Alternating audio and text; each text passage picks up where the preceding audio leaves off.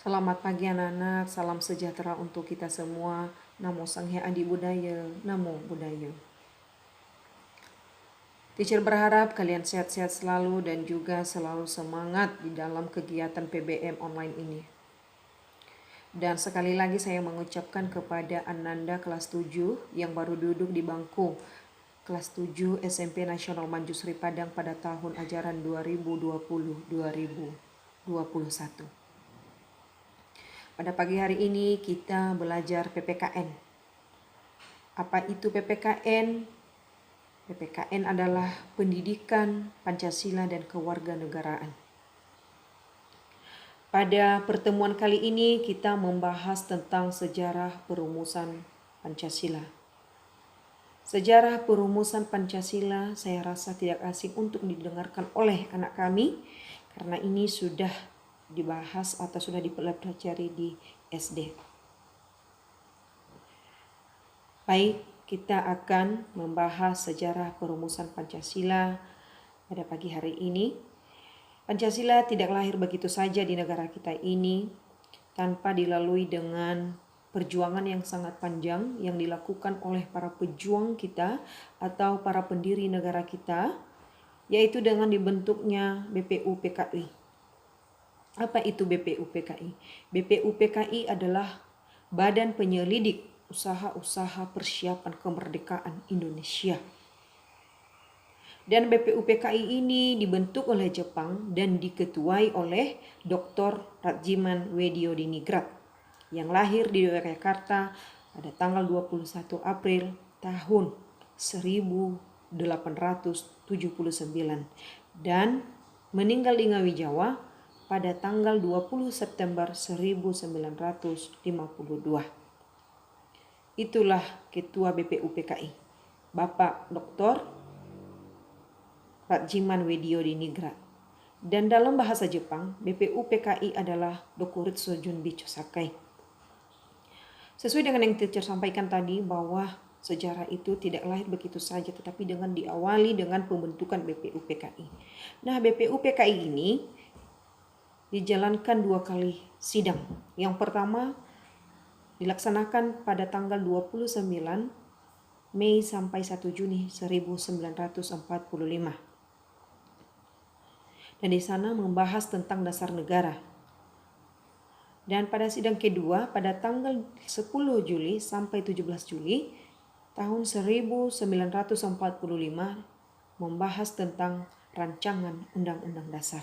Nah, di sidang yang kedua ini lahirlah dasar negara kita atau Undang-Undang Dasar tahun 1945. Pasti anak kami bertanya-tanya dalam hati tentang isi BPUPKI yang pertama dan juga yang kedua. Dan juga bertanya di dalam hati kenapa setiap 1 Juni Hari Kesaktian Pancasila diperingati.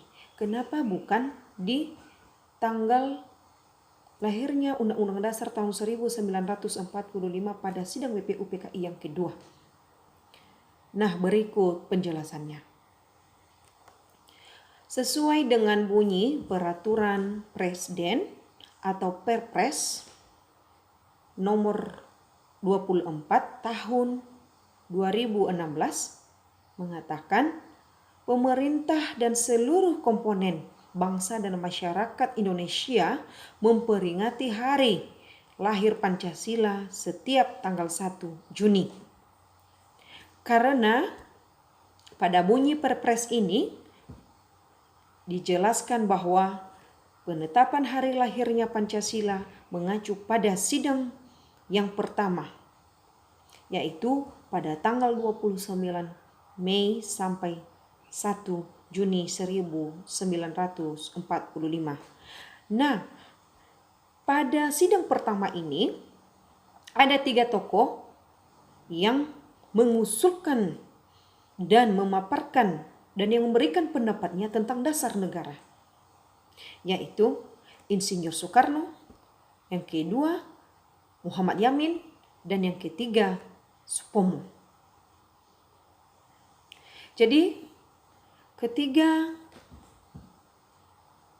para tokoh ini menyampaikan pendapatnya dengan berbeda, namun tujuannya ingin menjadikan negara kita menjadi negara yang merdeka. Jadi, pada tanggal 1 Juni 1945, Soekarno menyampaikan pada pidatonya tentang dasar negara Indonesia merdeka. Dan rumusan dasar negara yang dikemukakan oleh Soekarno menginspirasi para pendiri bangsa dalam sidang-sidang berikutnya tentang dasar negara.